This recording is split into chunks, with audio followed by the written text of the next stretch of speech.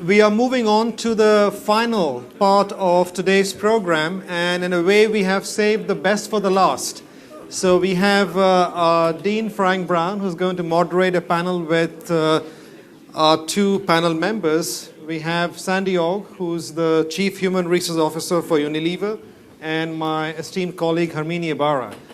They're going to discuss the theme of people and diversity, the new rule book. Frank, over to you. Thanks, Sumitra. Welcome back, everyone. Great to see people are still here and still engaged. We have a really exciting thing to talk about, and we're going to explore what the crisis means from the standpoint of people, but also what happens going forward as well.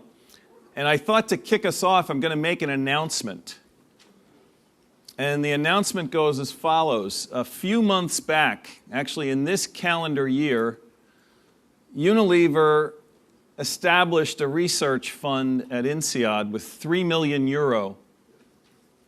to do a lot of work, as we have planned, in the area of leadership and particularly with respect to diversity. And they established it in the name of Patrick Seskow, some of you may know, who's an INSEAD alum and recently retired as CEO of Unilever.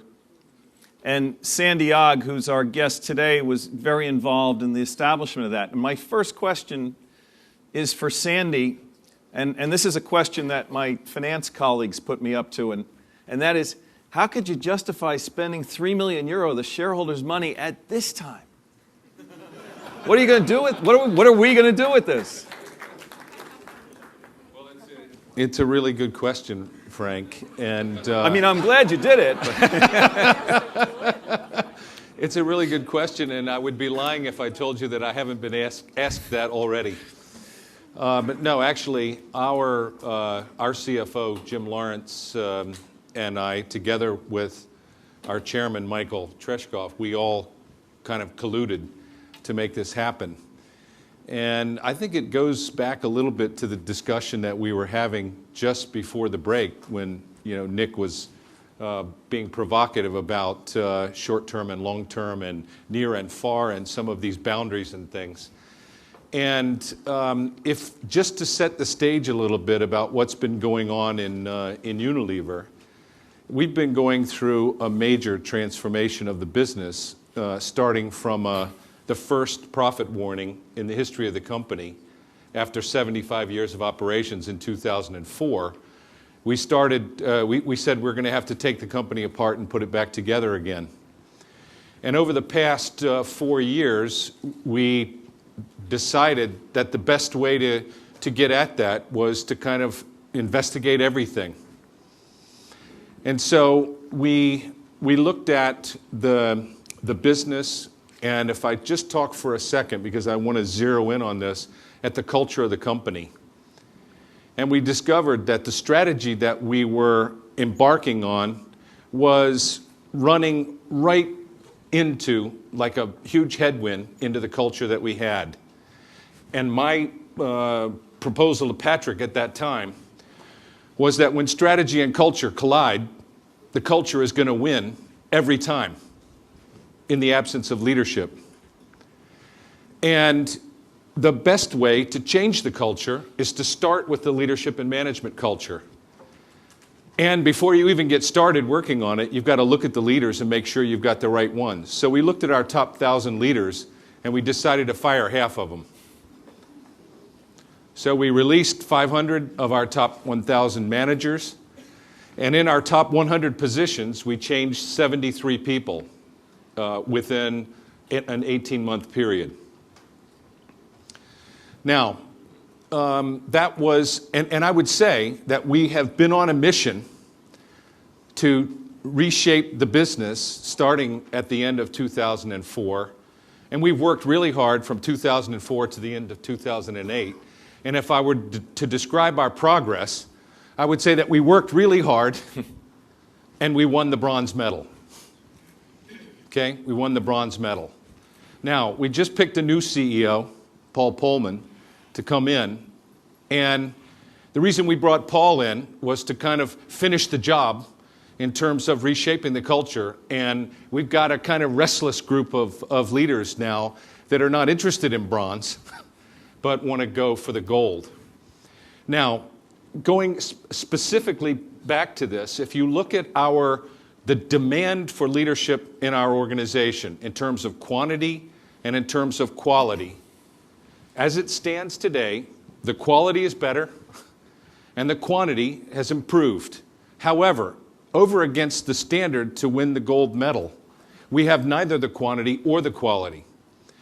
And if you take it right from the beginning, we bring in 1,000 graduates every year into a population of 16,000 managers. Too many still, by the way. Into a population of 16,000 managers. They are 55% women. At the first promotion, it drops to 39. At the next promotion, it drops to 27. At the next promotion, it drops to 17. And at the top of our business, it's at 8.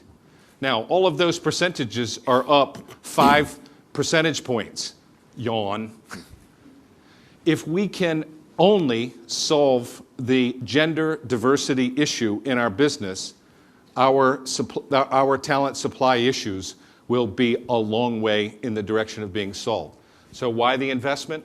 For us, this is an incredibly strategic investment.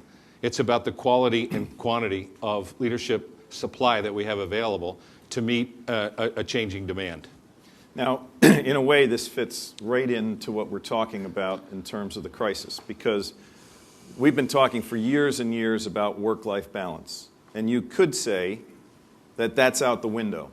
We're in a crisis. Everybody's got to work 24/7. Everybody's got to be where you need them at all times.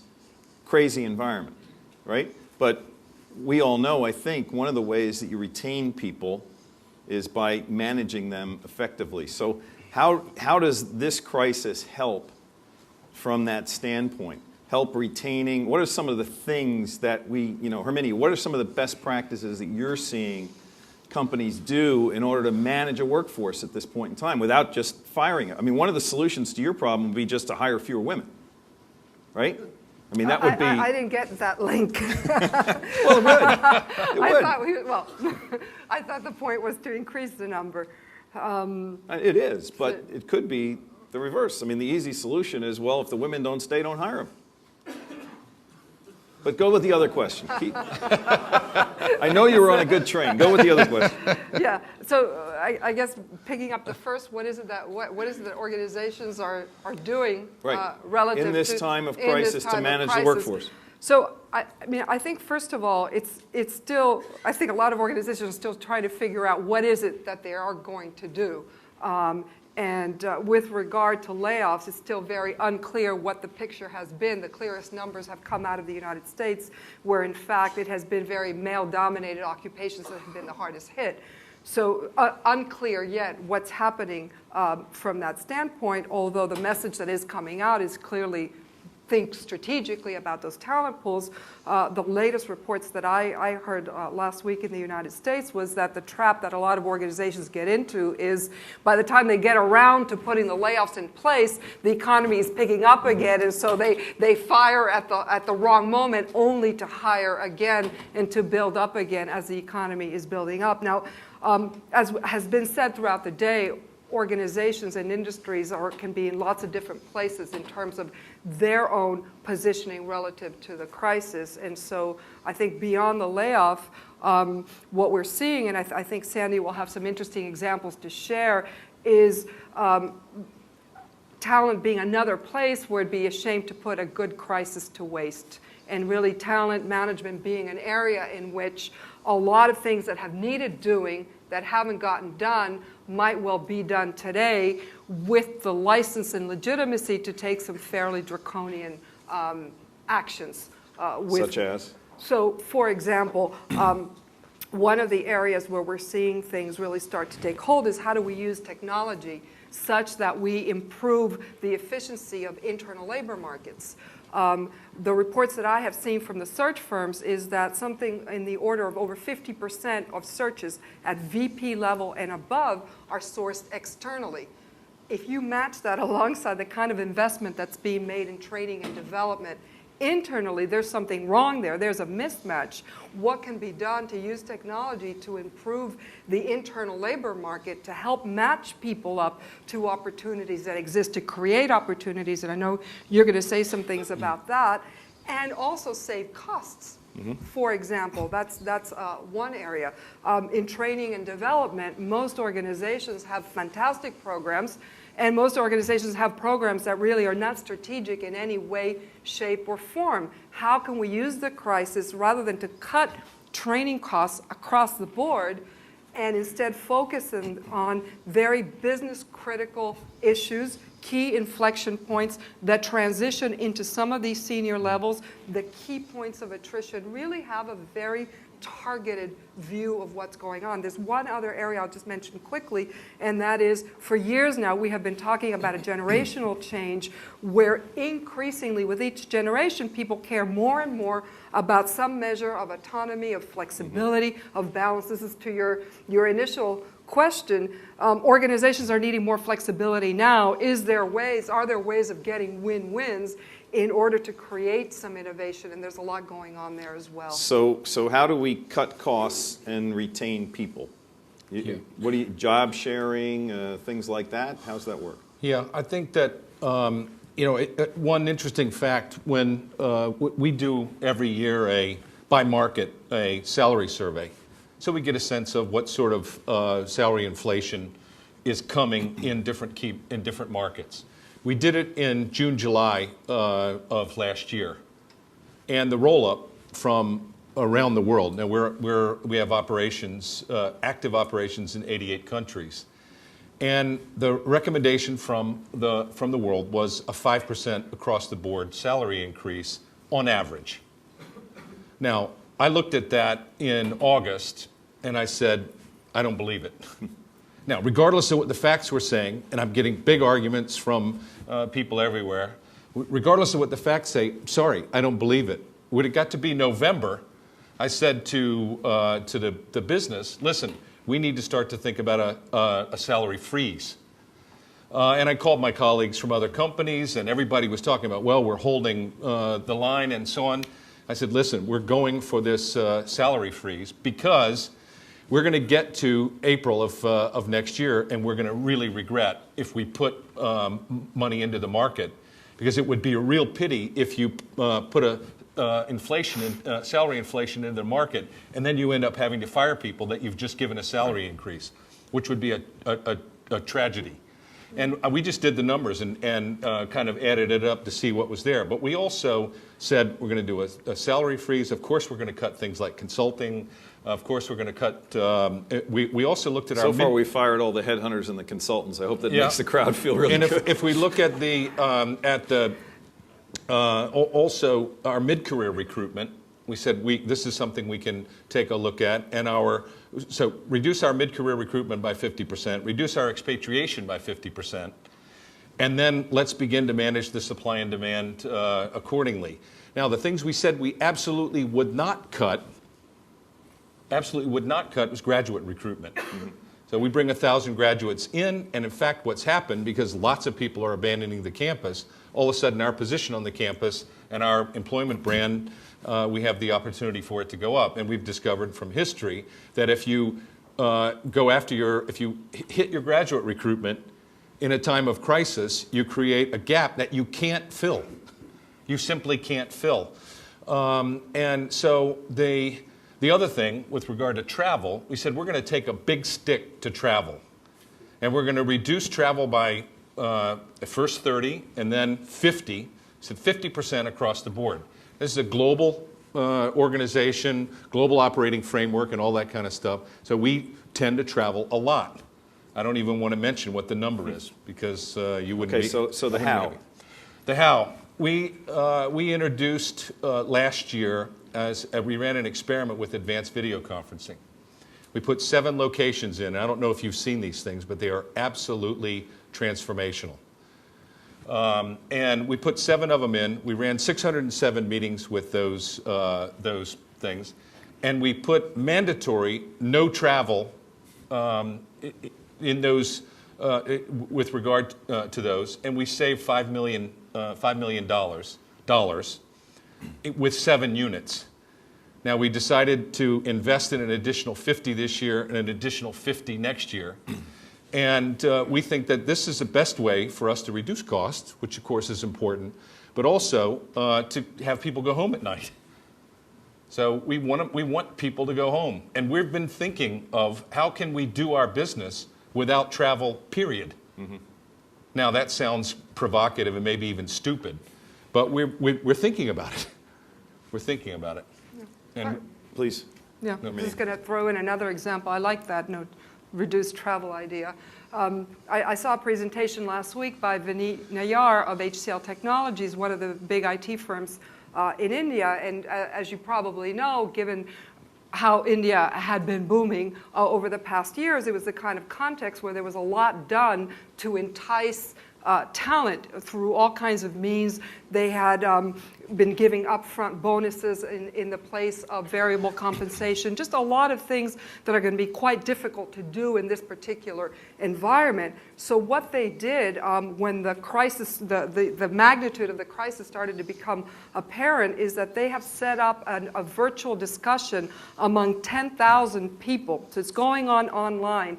They have identified 20 key topics, like do we do layoffs? What do we do about the variable compensation?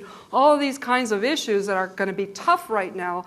And they are the ones that are discussing, inputting, and eventually deciding what's going to be happening around these issues. My guess is that they're going to get some pretty good business decisions, and in the process, a lot of engagement from people. Now, the things that you're talking about, to me, are things that will continue in place after, hopefully, we're out of this crisis, correct? I mean, This is transforming, theoretically, the way you're going to do business. Yeah, I mean, we've just decided to accelerate our talent strategy, ergo the investment in with INSEAD. So, I mean, for example, we've been on a path of moving from job security to employment dignity. Mm-hmm. People say, employment dignity, what are you talking about? Well, just stop for a second yourself and answer the following questions. Yes or no, to yourself. You don't have to shout them out. To yourself, yes or no. And if you can't say yes, absolutely say yes, you have to say no. We did this in the last panel, and we realized nobody can say yes or no, but yeah. go ahead anyway. But just to yourself, you probably can. Okay. Okay, first question is, do I have a real job? Second question is, do I know what it takes to be successful in performing that job? In other words, are the KPIs clear? Okay, number 3 is, has the training been identified and made available for me to perform those KPIs successfully? Number 4 is, do I have a career plan? Is it exciting, achievable, and being acted upon? Okay, yes or no? And number 5 is, is there appropriate sensitivity in this firm to my personal circumstances? Now, what we're trying to do is to get people to get our managers to engage in a dialogue with our employees to turn no's into yeses. And we think that if we have a base of employment dignity, that job security, of course it's an issue, but it becomes less of an issue because we know we can't offer job security, but we can offer employment dignity. And we're almost prepared to say that employment dignity is an entitlement in a situation where entitlements are off. So individual dignity as an entitlement. I think there may be something there. In my experience, when you're trying to change the mentality of a workforce like this, you're trying to change the mentality, particularly the leadership, people always revert back to, no, we can't do that because I was successful. You know, I think of the investment banking model. I made partner because I traveled around the world 16 times a year. I never left my desk. I was there till midnight and back at 6. How do you, because I imagine in any organization we see, you get significant pushback from that group that was trained in a different time. So are you seeing organizations, or many that are having success in changing that paradigm? Okay.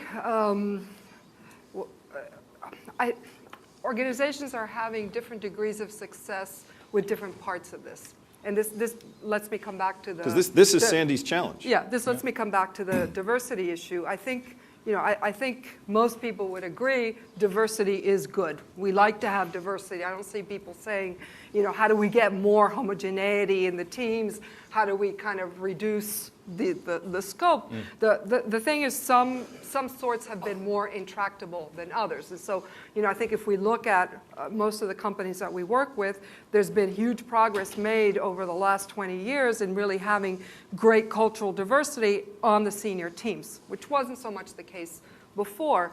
The one that's a stickler now, frankly, is still gender diversity. If you look at the numbers, the last numbers out of the OECD for senior management, you're right there, 8%, just like Unilever. And that's a pretty poor rate of return relative to the investment and to the entry levels. 50%. So good or bad, I think the whole issue of the business case is pretty clear now. So every year a different report comes out that shows that companies that manage to increase diversity have bottom line results to show for it, whether it's return on equity. McKinsey had a report 2 years ago showing a 48% difference in EBIT for organizations that had greater gender diversity. It's had huge impact. Just a couple weeks ago, there was a great study that came out of the CAC 40 looking at performance in 2008. It turns out that the French companies that had more women on their senior management teams outperformed those that didn't. They had some great parallels comparing BNP Paribas with Crédit Agricole, for example. Just huge differences, both in the percentage of women in management as well as in just share price in 2008. So the numbers are starting to be pretty compelling. Now, correlation isn't causation. And so there's a lot going into it. My guess would be that the same things that are creating that great performance are also creating a more meritocratic system that lets the talent rise to the top. We still have to figure out what's going on. But still, there's a lot that we don't know about why it is that we have this incredible failure to capitalize on the human capital investment that's being made. So there's a business case.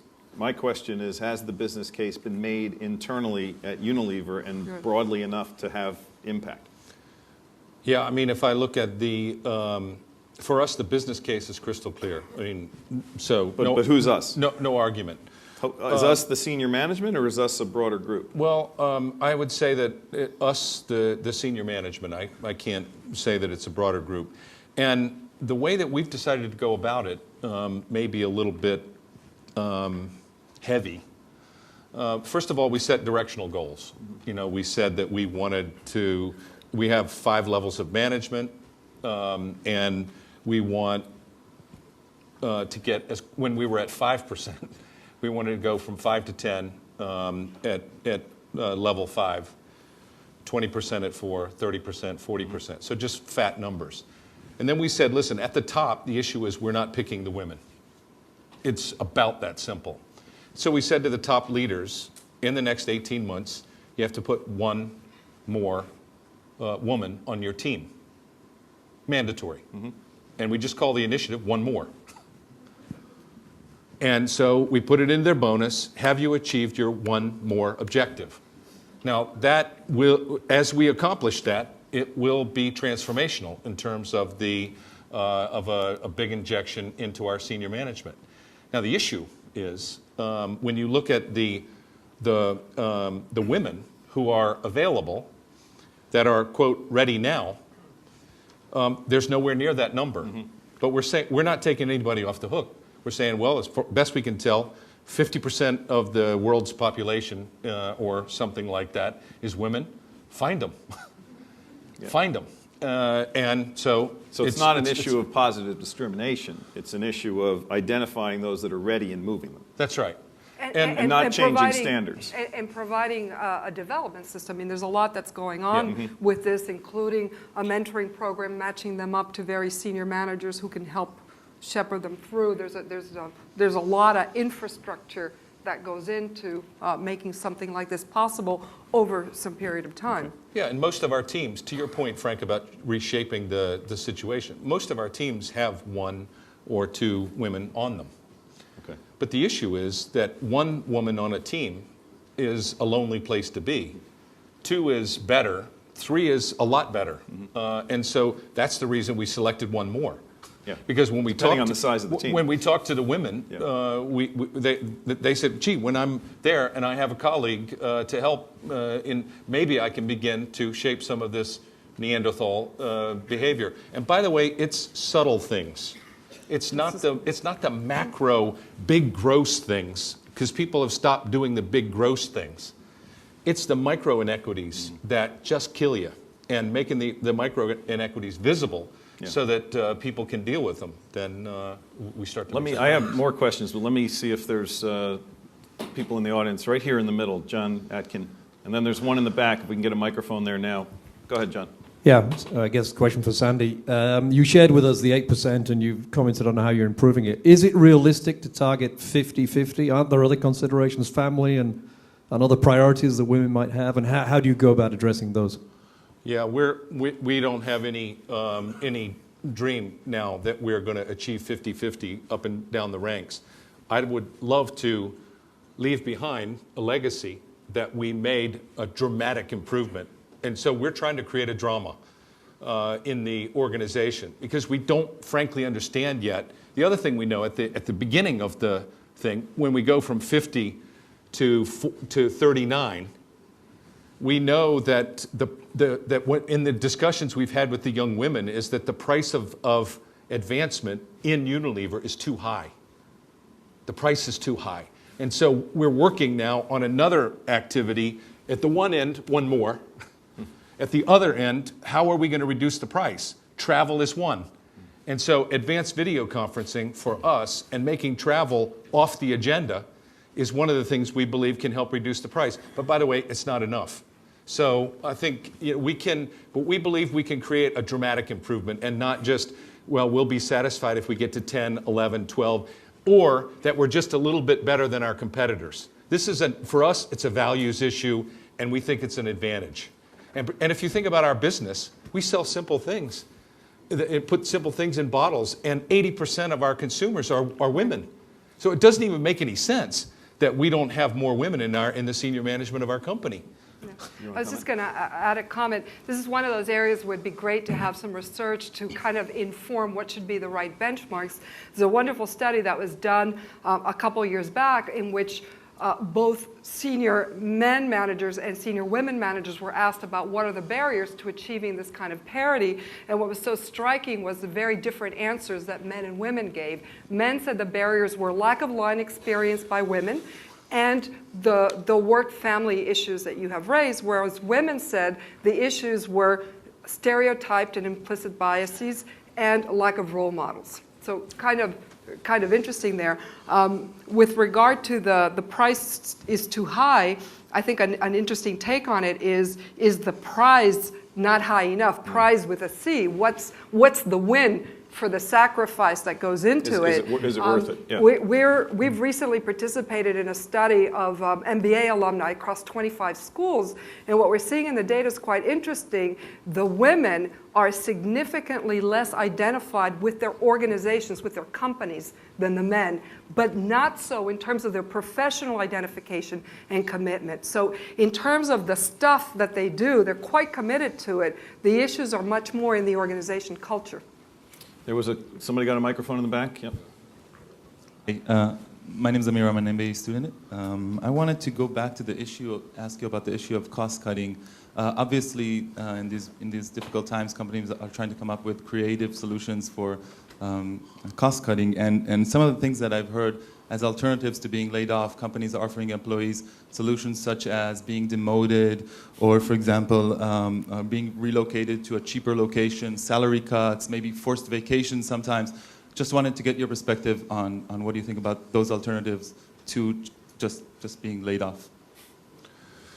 Well, I mean, we went with the salary freeze as an alternative because if we didn't, if you you think about our workforce and you put a 5% salary increase in, believe me, it's big money. And we said, listen, we're going to freeze the salaries and we're going to take that money because we believe, and we also found that our markets were underestimating and over-forecasting the crisis. So the forecasts were holding, and we were all, kind of vibrating that this thing about, illusion. There was an illusion of something. There was an illusion of salaries. But on the issue of demotion, we've tried that, and it doesn't work. It's a dignity question, and I would opt for dignity over demotion. But I think that if you work with people and you engage back to this dialogue, establishing a dialogue between the manager and the employee about employment dignity and what that means. Do I have a real job, et cetera, et cetera. I think in there you can find some answers where the creativity that works, appropriate sensitivity to my personal circumstances. Then you begin to find these across the board kind of programs where you say we're going to offer this or offer that. I haven't found that they work that well. Okay, Patrick. Let me first state I'm a firm believer in gender diversity. The question I'm asking myself is, shouldn't the focus be more on competences, whether they be male or female, rather than on strict gender diversity? I mean, there are men who probably have competences, maybe not as many, but have competences which are present in the majority of women and are probably positive for some kind of management functions, but they don't get promoted as women. So, question is, shouldn't companies not change their competence models and the way they appreciate the role of management compared with those competences? If I can pick it up, I think you're absolutely right to ask whether the competency models that we're using are the correct ones to create a diversity, not just in terms of gender, but in terms of style, in terms of mindset, in terms of ways of thinking. But we also have to think about what are the patterns that we're seeing. Now, the competency models that are used are obviously yielding a skewed result. Why is it? Is it because the competency model is wrong, or is it because it's not used appropriately? Is it because it lends itself to implicit biases?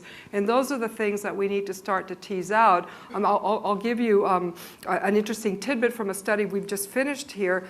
At our INSEAD Global Leadership Center, we have developed a very interesting 360-degree assessment tool that we give to executives who come in, and now we have quite a large database. At the time we did the study, we had something like over 2,000 executives and 22,000 observers who had rated them on these leadership competencies, some men and some women. So we were able to look at how do men and women stack up on these different things: envisioning, rewarding, and feedback, all the usual dimensions of leadership behavior. How do you think this came out? How did you think men and women came out on these leadership competencies? Same? Exactly the same? Women were rated higher than men on 7 or 8 out of the 10 dimensions. The story's not finished. Now, who do you think rated them higher? Who do you think rated them lower? Rated the women lower? Men or women? For sure. Women. That's what everybody says. Wrong. It was men. And in every single study, that's how our stereotype is that women are harder on women. However, when there is a statistically lower score, it is by men. Now, so men rated them higher on 7 out of the 10. Women rated them higher on 8 out of the 10. Women rated themselves higher on 4 out of the 10 and the others equal. The one anomaly was on being visionary, the one dimension we most associate with leadership behavior. Women were rated lower by men on being visionary, and particularly by their peers, those who had least direct experience with them in terms of what it is that they were doing. Their subordinates rated them quite high on being visionary. Now, all of that says to me that there's just a lot of implicit bias that really gets into the system. As somebody once said, believing is seeing, not the other way around. Now, what's interesting is when this study gets reported back, what we were asked, or always asked, is why is it that women are less visionary than men? Now, is it why they were perceived as less visionary by the small group? So absolutely, in terms of competency, we just have to make sure our competency models don't have bias built into them. Okay, we got to stop before we get you on that Lehman Sisters rant again. Remmert, go ahead. Yeah, I'm particularly interested in the Unilever experience. So I'd like you to give an answer. You try to do this, try to get a balance between women and men. But how are you doing the same thing with regard to the different origins, ethnic origins, and things like that? In the top 100, how many Chinese do you have, Africans, etc., versus European Anglo-Americans? Yeah. If you look at our senior management, I think we are one of the most diverse from an ethnic point of view. If you take our senior team, for example, our CEO is Dutch, our CFO is American, I'm American. The guy who runs our global categories is Indian. The guy who runs Asia Amit CEE is Indian. The guy who runs Europe is from Zimbabwe. The woman who is responsible for R&D for us is French. And speaking from my own experience, I've never been on such an ethnically diverse team. And if you look at the average of our top 100 managers, they have served on 2.5 continents on average. So we move them around, regardless of where they're from. And so the issue for us, I mean, a little bit back to the competencies and so on, is we have the global gene built into our senior executives based on the way that we go about it. But for whatever reason, we bring in more than 50% women at the beginning, and we end up with 8 at the end. And they both of them are coming from Harvard and Oxford and the Indian Institute of Management and so on. So the product that we get in is a good one. 80% of our consumers are women, and we're not, this should be a cool place for women to work. There's something wrong. We know that someone said to me, if you're a non-executive, that you should ask the question at least once in a board meeting. That can't be right. We talked about this. What's wrong is you're not recruiting MBAs and you're not recruiting at INSEAD. So we can fix that easily. There you go. Well, we'll try to remedy that. Good. There was a question way in the back. Someone has a... Hi, I'm Jennifer Gill. I'm an MBA student, and I had a question regarding biases. And I'm curious if you have any information when there are work-life balance programs put into place, sabbaticals, et cetera, if more women take advantage of them than men, or if it tends to be both genders taking an equal advantage? For us, it's, I would say the sabbaticals that we've offered have been about 95% men. And but the flexibility and so on programs that we offer are 80% taken up by women. And they are part of this trying to reduce the price. Before I understood the problem, they were trying to reduce the price on their own. So the general data out there doesn't offer a very rosy picture, because what it tends to show is that it's not so much the issue of who takes advantage of this, but what's the cost of taking advantage of these. And what the data tend to show is that women take a bigger hit in terms of salary and position when they return as a result of taking sabbaticals and different kinds of flexibility practices.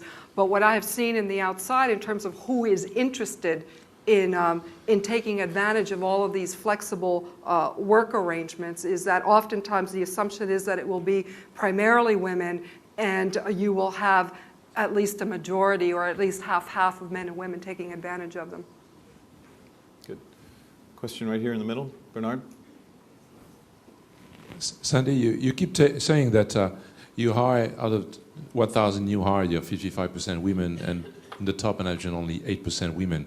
But it takes 20 to 25 years to go from new hire to top management. Yep. So really 20 years ago, what was the share of the 1,000 that were hired then? Yeah, It was probably not 55. Yeah, no, it was dramatically lower. So I mean, but I don't want to give everybody an excuse that you know what I mean. And by the way, No. I had a couple of our senior guys have made exactly the same argument to me, and I said, I love you for putting the facts in front of me. I don't care. I want to fix it. Okay. Yeah. So, but I mean, you're absolutely spot on. It was less than 25%. There have been projections 25 made years ago. about what we might expect today, given the changes that have taken place precisely as you have mentioned. And part of where you can start to get some insight into what you might expect in the future now that there's a higher entry level is looking at where attrition happens. And actually attrition starts to happen pretty quickly and early on, and that's where you have the pipeline leaking, to use the traditional language. So if you look at attrition numbers today, the projections are not great, even given that increased pool at the outset. Okay, take one more. Lenny, got a microphone, I think? Going back to the expense situation where you say you're cutting down on travel, isn't that being sacrificed at aren't you sacrificing human contact between colleagues and peers, or how are you overcoming that? Thank you.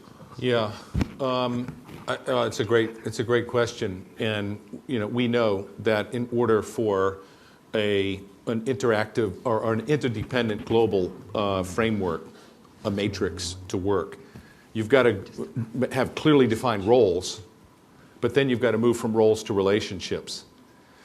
And I think the issue is we don't have to worry too much about our people's desire to have human contact and to organize meetings and all that kind of stuff. I'm more worried about us finding ways to reduce when do you really need it? When do you really need that contact? And do you need to solve every issue by sitting across the table with someone? The answer is definitely not. So we still spend a boatload of money on travel, believe me. Okay, we started this by Sandy explaining why, or justifying to my challenge, why Unilever had chosen to make this investment in INSEAD, which we're delighted about. Maybe we can close by Herminia just giving a snapshot of what we plan to do together to prove the value of this investment. And I think if nothing else, what this whole discussion proves to me is that even in a time like this, it is possible to invest in your key strategic activities, and building the best workforce you can for the next generation is certainly appropriate. So, yeah. Great.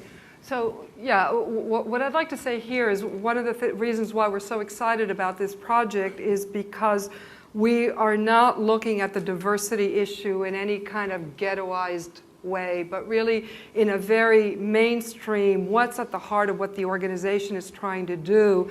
And so, I mean, we know there's lots of things that are out there, flexibility practices, mentoring programs, but what's at the heart of this is leadership and leadership development. And that's how we're going to look at it.